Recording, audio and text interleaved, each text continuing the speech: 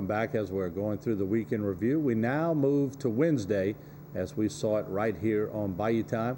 Let's show you some of the events and scenes that took place, including one you might be surprised about.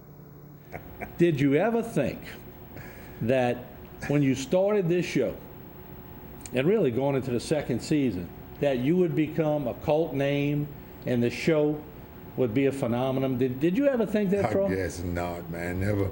I'd have never dreamed that in a million years that it would have got as popular as it is, you know. Yeah. I was hoping that the show would do decent, you know, and people would like it a little bit. And I figured hunters and fishermen like ourselves, you know, would like it, but it's way more than that. It reaches out to every culture, every age group, every race out there. I mean, people love the show. You were telling me, we were laughing, waiting to come on the show. Your phone rings at 2 o'clock in the morning. You didn't expect that either, did you? No, man, no. People call, they get our number, God only knows how, and they don't realize the difference in the time zones, and sometimes they'll call at midnight or 2 o'clock in the morning or 6 o'clock in the morning. They just don't realize. All right. By trade, you're a crawfisherman.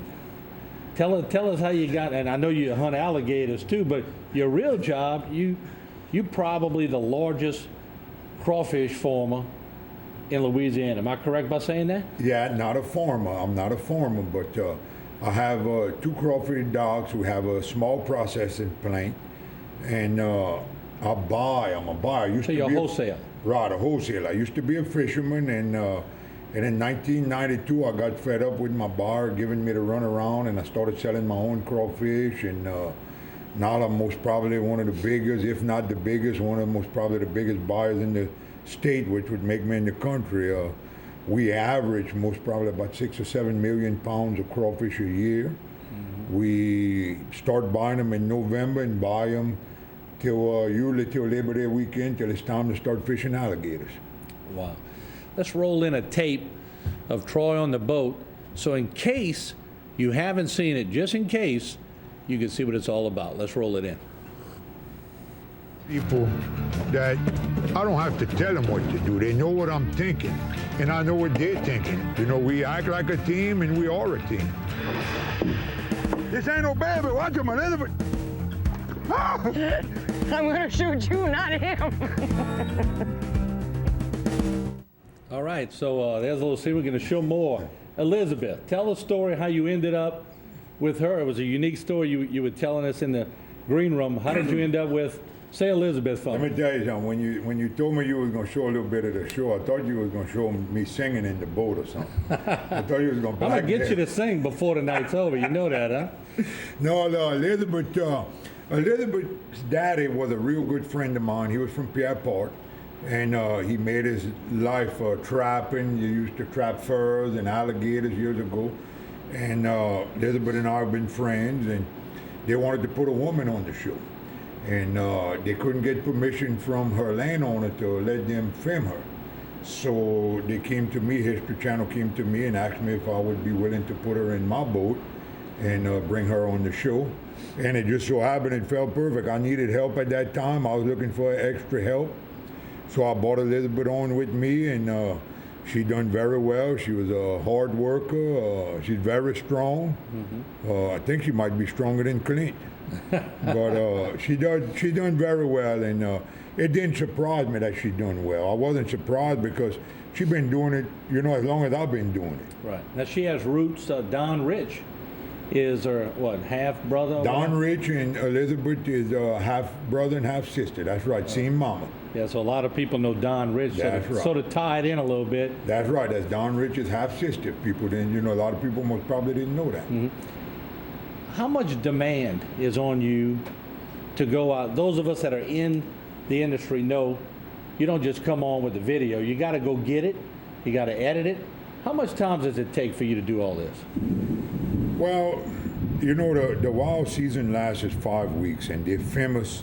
They got to get enough footage in 5 weeks to make 10, 15 episodes. Next year, season 3 is coming. I think they might want to make up to 20 of them. Yeah. And it's hard. They're famous from the time we leave our house at daylight.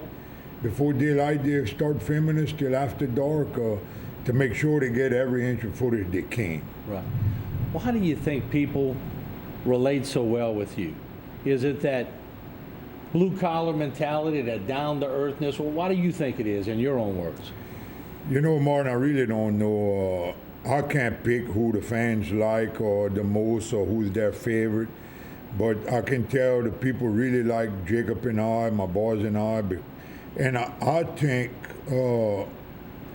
it's because maybe we have more fun with it. You know, we're going to catch our alligators. I got to catch more alligators than anybody else on that show. We got to work. That means we got to work harder, my boys and I, than anybody else.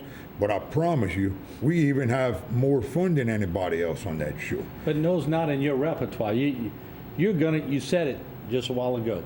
You're gonna catch the alligators. You know where to go to get them, don't you? Oh yeah. You get a feel for it, just like anything else that you do. You know, you got a feel for the situation you're fixing to put yourself into, and you know where to look for the big ones. You know where not to look, and it's just something we've been doing for a long time, and you get a feel for it like anything else. HTV, welcome to the program. Your question for Troy, please. Yeah, good evening, Martin. How you doing? Arthur Ashton here. Hey, Mr. Arthur, how you doing? Oh, I'm doing pretty good. Troy don't know me. I've heard of him. You got to realize I've been running up there to Ricky Phillips for about 30 years, getting crawfish every day. And I've heard of Troy. I've heard about pretty much about everybody up there. I've been up there. I used to run up there on the old four-wheel drive because they didn't have a blacktop road going from Gap Park to Pigeon. Yeah. And that was back in the day. And I've heard of Troy and all the people in that area. And I want to tell them that I really appreciate what him and Ricky is doing to bring the basin, the beauty of the basin, and what I call it God's country over there, and bringing it to the whole country to see what we have down here. We got a treasure that nobody realizes how nice it is.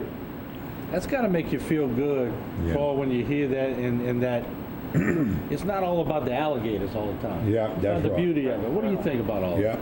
Well, let me tell this gentleman, if you got Ricky Phillip in your back pocket as a friend, you got one of the best they got out there. I've been knowing Ricky for years and years. We used to fish together, him and I, long before he was a crawfish buyer, and you can't find a nicer fellow on this earth. And, getting back to the beauty of the bayous and the swamps, when we were filming the first year, I thought to myself, in my heart, I knew, I said, I know some people's gonna like this show, hunters and all that, but everybody gotta like the beauty. The swamp, the bayous and all.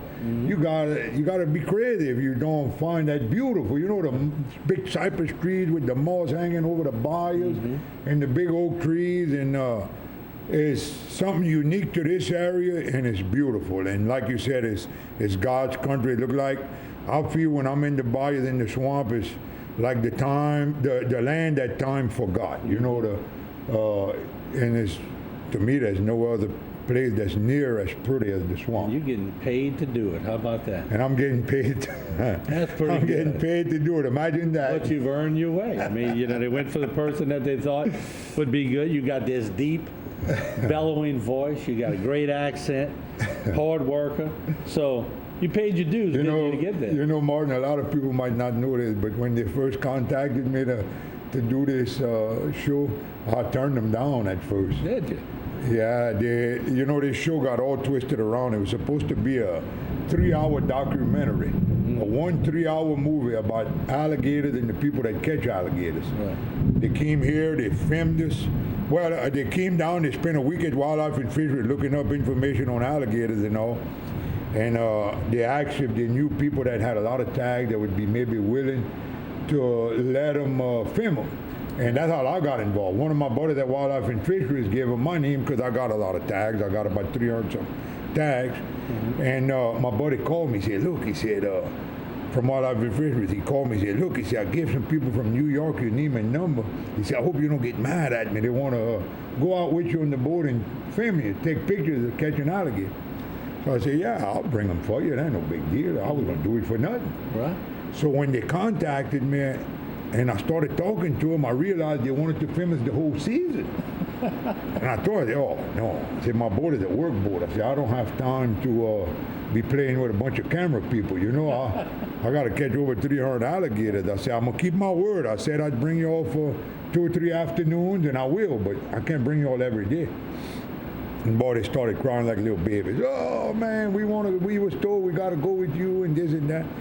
So they started telling me, they said, we're going to pay you, we're going to pay all your helpers, we're going to pay your expense, and you don't have to do nothing extra for us. Just do what you normally do. Go catch your alligators. So, man, I started thinking about it. It sounded pretty good, you know. So I agreed. I said, well, let's try it for 1 year. And then when they filmed us that one season, and then they went back to New York with the footage, History Channel started looking at the footage, and they said, oh, no, this ain't gonna be no documentary. We're gonna make a mini-series or reality show or whatever you want to call it. Yeah. So the show got all twisted around. It was supposed to be a 3-hour show.